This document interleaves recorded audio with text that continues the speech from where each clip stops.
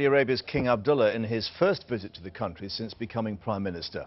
And it comes amid a warning from a committee of MPs about British arms deals with the country. Saudi Arabia is Britain's biggest trading partner in the Middle East, with bilateral trade worth £15 billion a year. Our Gulf correspondent Stuart Ramsey now reports. It may be billed as just one of the Prime Minister's visits to meet strategic partners worldwide. But in reality, his audience with King Abdullah, with tension in the Middle East so high, makes it so much more than a drop-in visit. Britain's biggest trading partner in the Middle East, much of it linked to arms sales, guarantees that trade dominates much of these bilateral meetings. Parliamentary questions about the ethics of selling to Saudi Arabia, with its dubious history on human rights and political opposition, will be set aside against the economic benefits of multi-million-pound contracts. Saudi Arabia is, of course, a hugely important player in the Middle East. Iran's nuclear development and Tehran's threat to close the vital oil shipping lanes of the Strait of Hormuz is a mutual concern to Britain and the Saudis.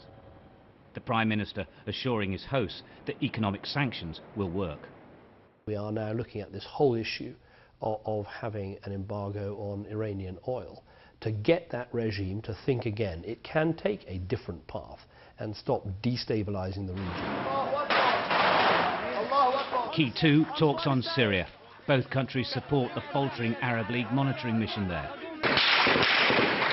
Both governments considering what next options if the situation in Syria deteriorates further. President Assad has lost the consent of his people, and that is not surprising when you see the appalling brutality that has been meted out by elements of the armed forces in Syria against ordinary civilians and people who are protesting. I think it is appalling what's happened.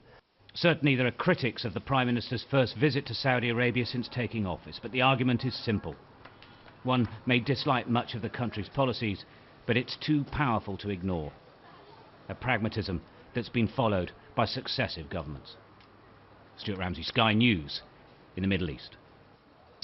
Well, Mr Cameron's meeting in Saudi Arabia came as the head of the Arab League warned that Syria may be sliding towards civil war. The questions surrounding what is the point of this trip in terms of selling arms. These arms are going to be used against civilians. Just today we lost one boy and a few others were injured. Saudi Arabia also sent in troops into Bahrain, and the troops are still present in Bahrain, and this is disgusting. Fatima, there will be those that argue, actually, with human rights abuses, their record on women not being able to drive, the use of the death penalty, those sort of things. But actually, it is better for the world's interest that we do keep talking to regimes like this, that diplomatically you have to keep these ties open. Are we talking about the world's interests, or are we talking about the UK's interests? I'm sorry, Mr Cameron, but my human rights as a human being, my humanity does not come secondary to your interests and your economic interests. That's what we're talking about. In terms, I mean, what is the point of the arms trade, for example, between the UK and between Saudi Arabia? This is what they will be discussing. This is what David Cameron will be discussing with King Abdullah and Prince Naif, which is the most strict force within the Saudi Al Saud dynasty.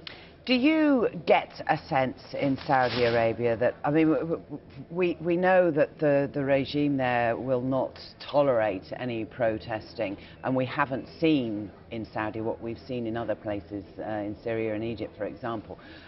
What is the opposition movement like in Saudi Arabia?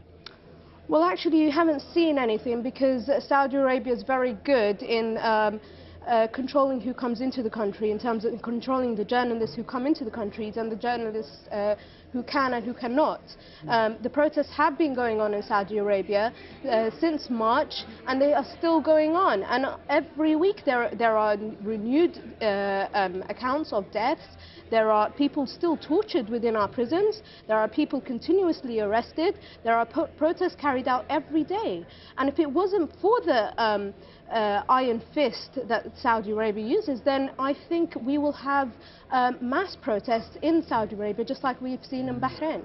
Interesting. Fatima, thank you for talking to us today. Okay, thank you very much.